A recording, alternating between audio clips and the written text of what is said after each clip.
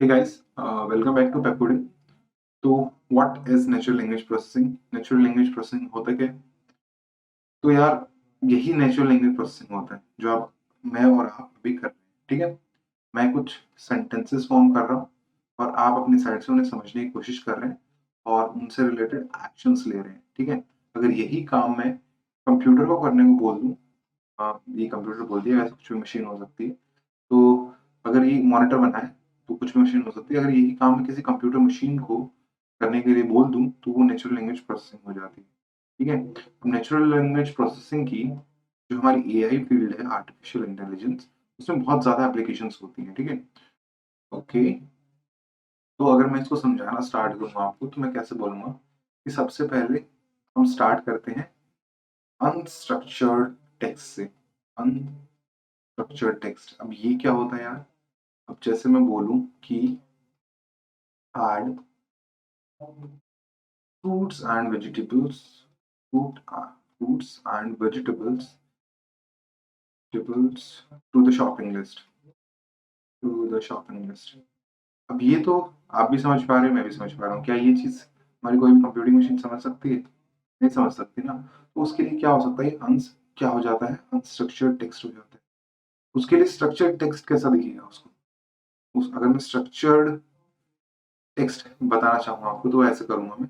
Structured text हो जाएगा मेरा, जैसे कि शॉपिंग लिस्ट, शॉपिंग लिस्ट, ठीक है जी। अब इसके अंदर कुछ आइटम्स हैं। आइटम क्या है? Fruits, fruits item. एक और है अपने पास जो है वेजिटेबल्स, वेजिटेबल्स, ठीक है। और लिस्ट।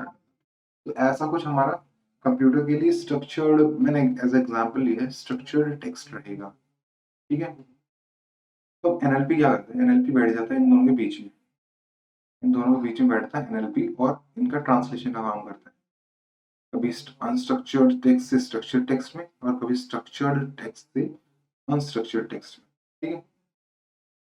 अब जब ये वाला काम होता है ना, अनस्ट्रक्चर्ड टेक्स्ट से स्ट्रक्चर्ड में जो कन्वर्ट किया जाता है, इसको बोलते हैं एनएलयू। ये क्या होता है? नेचुरल लैंग्वेज अंडरस्टैंडिंग, ठीक है। अंडरस्टैंडिंग लिख देता हूँ प्रॉपरली, ठीक है जी। और जब स्ट्रक्चर्ड टेक्स्ट से हम अनस्ट्रक्चर्ड टेक्स्ट में कन्वर्ट करते हैं, इसको बोलते हैं नेचुरल लैंग्वेज जनरेटिंग, ठीक है। अब मैं कुछ यूज केसेस देखना चाहूंगा, ठीक है। यूज केसेस जहां एनएलपी हमारे काम आ सकता है। ओके, तो पहला यूज केस क्या बोलूंगा मैं? Machine translation. अब ये क्या चीज होती है, देखते हैं। मशीन ट्रांसलेशन, ठीक है जी। अब मान लूं कि हमें एक लैंग्वेज से दूसरी लैंग्वेज में कुछ सेंटेंस कन्वर्ट करना है, तो हम क्या करते हैं? हम वो जो हमने कुछ लैंग्वेज मान लो हिंदी में बोला कि मैंने उसके दिमाग में तो भूसा भरा है, कि दिमाग में तो भूसा भरा है, ठीक है। अब तुम इसको इंग्लिश में कन्वर्ट करना चाहोगे, तो क्या तुम ये बोलोगे? अब इंग्लिश मेरे को इतने अच्छे से आती नहीं है लेकिन मैं कन्वर्ट करने की कोशिश करता हूँ, ठीक है। इंग्लिश, सॉरी, हिंदी से आप इंग्लिश में कन्वर्ट कर रहे हो। आप ये बोलोगे there is a garbage, there is garbage in his mind, in his mind, okay. तो आप ये तो नहीं बोलोगे ना। आप क्या करते हो? आप कॉन्टेक्स्ट समझते हो कि मैंने किस बारे में बात की है, और उस हिसाब से उसमें लैंग्वेज में कन्वर्ट कर सकते हो। आप ये बोल सकते हो ही इज सो डम, ही इज सो डम, ठीक है। आप ये बोल सकते हो, अब ये तो नहीं बोलोगे ना। तो यार ऐसे सिनेरियो में हम एनएलपी हमारे काम आता है, ठीक है। वो चीजों को समझता है, कॉन्टेक्स्ट समझता है, तो कन्वर्ट करने में हमारी हेल्प करती है नेचुरल लैंग्वेज प्रोसेसिंग। चलिए अब दूसरी चीज देखते हैं।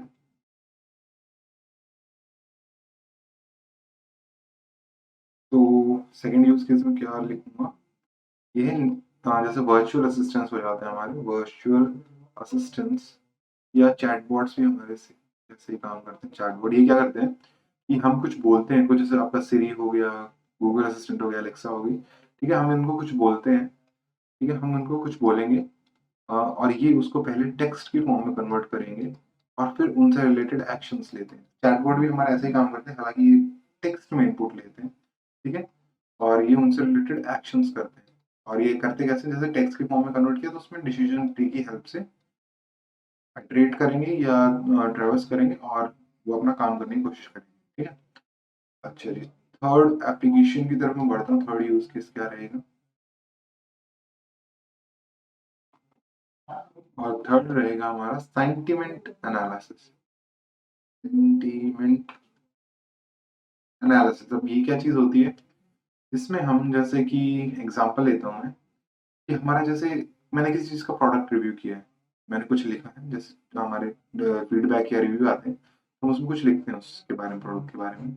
तो अब सामने वाला कैसे पता लगाए कि मैंने उसमें किस तरह के सेंटिमेंट्स लिए हैं, किस तरह का सेंटिमेंट्स में वो सेंटेंस लिखा है। वो पॉज़िटिव फीडबैक है, वो पॉज़िटिव रिव्यू है या नेगेटिव रिव्यू है। ठीक है? मतलब मैंने उसमें सरकाज़्म का यूज़ किया है, तो वो सीरियस है, ठीक है? तो इस सरकाज़्म का यूज़ किया है या सीरियस है। तो इस चीज़ में भी हमारा एनएलपी का बहुत इम्पोर्टेंट रोल आता है। एनएलपी ये चीज़ें समझने में हमारा बहुत हेल्प करती है, ठीक है? अच्छा जी। और जो फोर्थ मैं बोलना चाहता हूँ वो है कि स्पैम डिटेक्शन। अब स्पैम डिटेक्शन कैसे? कि जैसे तुम्हारे पास कोई ईमेल आई है, ठीक है? उसमें या तो वर्ड्स को ओवर यूज़ किया गया है, ठीक है? या उसमें पुअर ग्रामर है, ठीक है जी। और आपके पास उसमें क्या हो सकता है कि अर्जेंसी क्रिएट करने की कोशिश की, अर्जेंसी जैसे आपके पास कोई भी स्पैम होता है, तो सामने वाला बोलता है कि मेरे साथ ये सिचुएशन है, आप ये काम कर दोगे तो मेरी सिचुएशन सॉल्व हो जाएगी और मेरे पास बहुत कम टाइम है। आप क्या करते हो, आपकी काइंडनेस की वजह से या कुछ भी टाइम की कमी से आप प्रॉपर सोच नहीं पाते हो, तो अर्जेंसी क्रिएट की जाती है, ऐसा कुछ डिटेक्ट करने की कोशिश करता है। तो स्पैम डिटेक्शन में भी एनपीएम हमारी बहुत, नहीं sorry, NLP, natural language processing. तो यार अब हमने देख लिया कि क्या-क्या यूज़ केसेस हो सकते हैं। अब मैं आपको बताना चाहूँगा कि एनएलपी काम कैसे करता है। एनएलपी काम कैसे करता है? तो एनएलपी सबसे पहली बात, कोई एक एल्गोरिदम नहीं है कि आपने लगाया और आपका काम हो गया। एनएलपी कोई एक एल्गोरिदम नहीं है। ये क्या है? एक सेट ऑफ टूल्स या बैग ऑफ टूल्स जो मैं बोलूँगा, बैग ऑफ टूल्स है। और बैग ऑफ टूल्स को क्या करते हैं आप, जो हमारा अगर इनमें से कोई भी आपको एप्लीकेशन जो मैंने ऊपर बताई परफॉर्म करनी है, तो आपको ये सारे टूल्स का या इनमें से कुछ टूल्स का आपको यूज़ करना पड़ता है, ठीक है? और जैसे कि मैं एग्ज़ाम्पल लेता हूँ कि ये टूल्स लगाते हो आप अनस्ट्रक्चर्ड टेक्स्ट पे, या आपने कोई स्पोकन टेक्स्ट बोला और उसको बाद में टेक्स्ट, आपने कुछ स्पोकन वर्ड्स बोले हैं और उसको बाद में आप टेक्स्ट में कन्वर्ट करते हो, तो उसपे भी आप ये लगा सकते हो। अनस्ट्रक्चर्ड टेक्स्ट से आप स्ट्रक्चर्ड टेक्स्ट में कन्वर्ट करने के लिए ये चीज़ें की जाती हैं, ठीक है? ये टूल्स आपके हेल्पफुल होते हैं, वो चीज़ें समझने के लिए, और आप अपना इनमें से मतलब इन एप्लीकेशंस में से या कोई नई एप्लीकेशन परफॉर्म करने में इन टूल्स का हेल्प लेते हो, ठीक है? तो जब आपके पास अनस्ट्रक्चर्ड टेक्स्ट आ जाता है ना, तो उसके बाद पहला स्टेप क्या होता है आपका? पहला स्टेप होता है आपका टोकनाइज़ेशन, टोकनाइज़ेशन, ठीक है? तो इसके बारे में बात करते हैं। अब टोकनाइज़ेशन में क्या करते हैं हम? टोकनाइज़ेशन क्या होता है, हमारा अनस्ट्रक्चर्ड टेक्स्ट का पूरा सेंटेंस उठाया जाता है, ठीक है? और उसमें जितने भी वर्ड्स हैं सबको एज़ अ टोकन ट्रीट किया जाता है। मैं जैसे बोलूँ, I am a web coder, ठीक है? तो इसमें कितने टोकन्स हो जाएँगे? इसमें टोकन्स हो जाएँगे 4, पहला, दूसरा, तीसरा, चौथा। अब जब आपके पास टोकन्स क्रिएट हो गए हैं, तो उसके बाद आप कुछ काम करते हो, ठीक है? स्टेमिंग, तो नेक्स्ट काम क्या करते हैं हम? स्टेमिंग, ठीक है? अब स्टेमिंग में क्या होता है? अब सबसे पहली बात कि आपका जो एक बार में एक ही टोकन पे काम होता है, तो स्टेमिंग में पहुंचने के बाद उस टोकन से क्या होगा, जैसे एग्जांपल लेता हूँ, तो जैसे कि रनिंग हो गया, रैन हो गया, ठीक है? और ठीक है, ये सब किसके स्टैम्प्स हैं? ये सब मतलब ये सब किस वर्ड के स्टैम्प्स हैं? जो हमारा रन वर्ड है ना, ये स्टैम्प डाउन होंगे रन वर्ड के लिए, ठीक है? इसकी स्टैम्प बन जाएगी।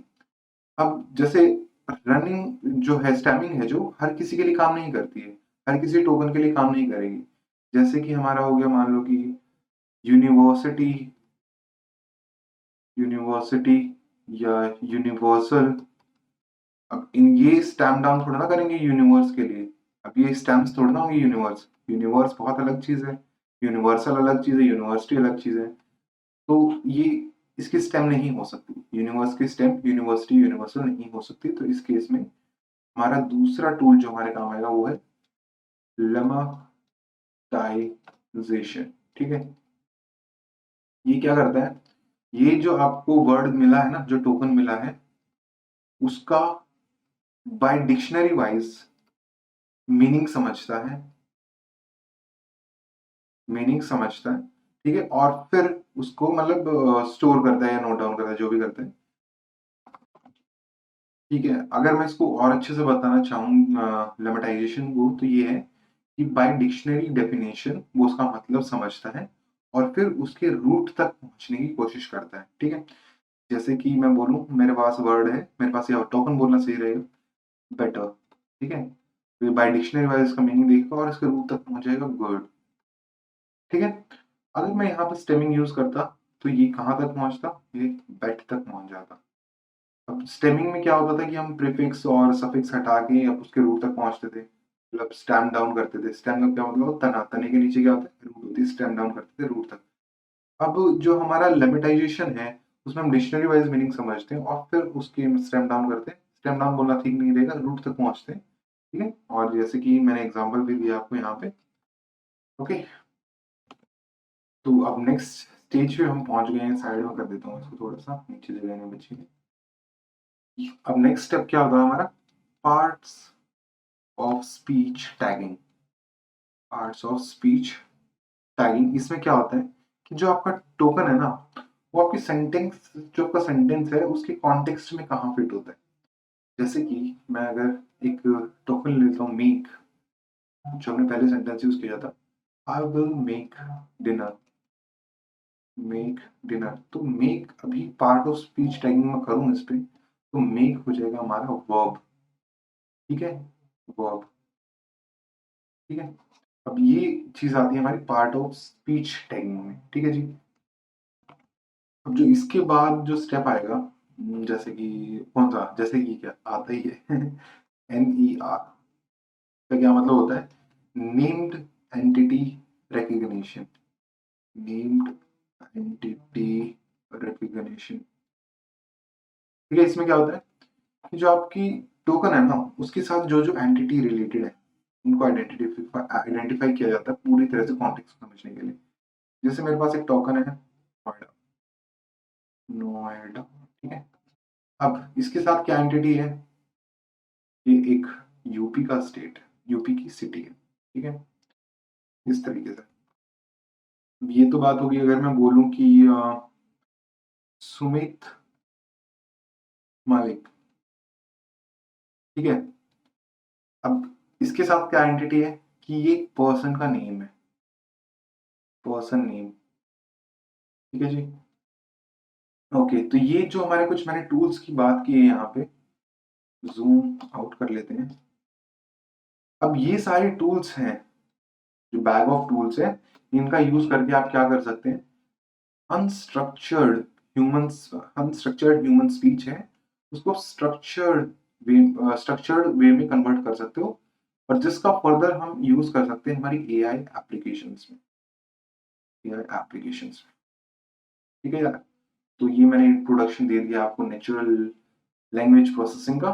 तो अगर आपको ये वीडियो अच्छी लगी तो लाइक कीजिए, और कितनी अच्छी लगी और कितनी बुरी लगी और क्या चीज़ में सुधार सकता हूँ वो कमेंट करके बताइएगा मेरे को। और चैनल तो सब्सक्राइब कर ही लेंगे। ठीक है, तो मिलते हैं नेक्स्ट वीडियो में, तब तक के लिए गुड बाय।